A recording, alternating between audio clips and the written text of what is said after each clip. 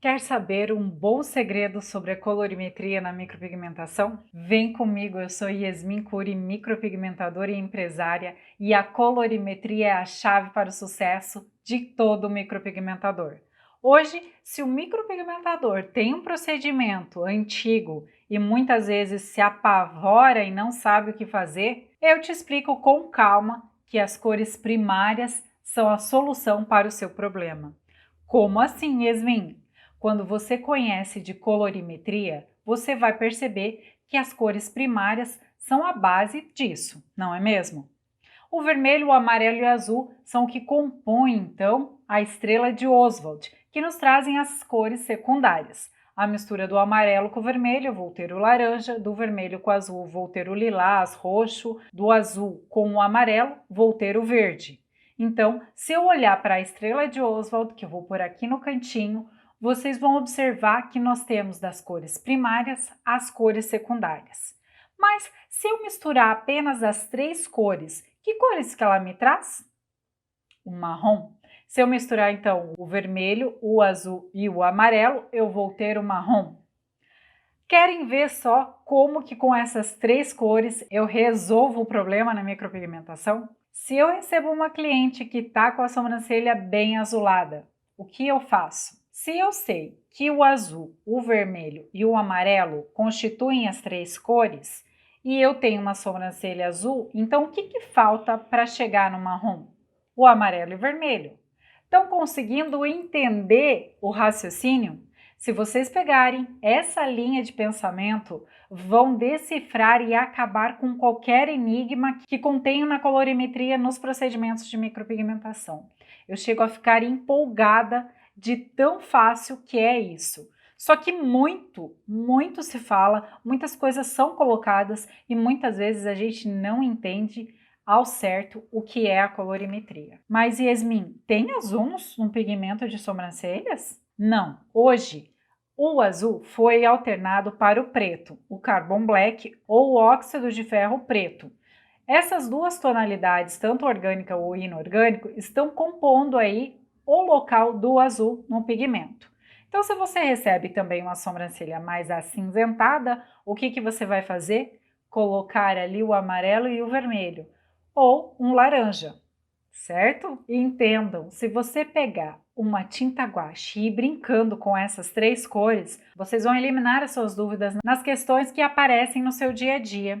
A colorimetria é, então, o estudo das cores e as suas medidas, as suas quantidades. Eu preciso conhecer aí o grau de saturação para saber a quantidade de pigmento que eu estou inserindo na minha cliente. Eu preciso entender da tonalidade, se é mais fraco ou mais claro.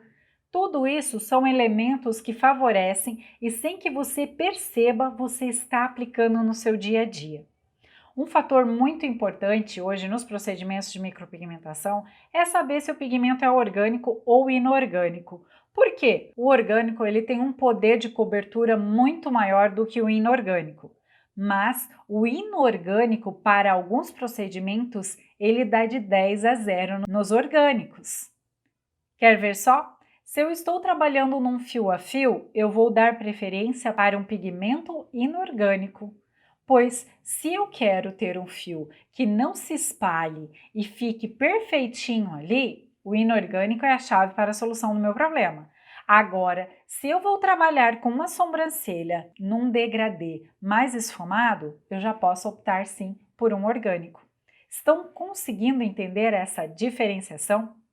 A colorimetria, então, me traz essas respostas para as perguntas do meu dia a dia. As respostas que eu preciso quando eu recebo com clientes com procedimentos antigos. Aqui comigo você consegue entender e desvendar de uma vez por todas essas chaves para as respostas que você precisa. Então, logo na sequência, a gente entra na questão da pigmentologia, que é entender o que contém dentro daquela tinta que você, micropigmentador, vai aplicar na sua cliente.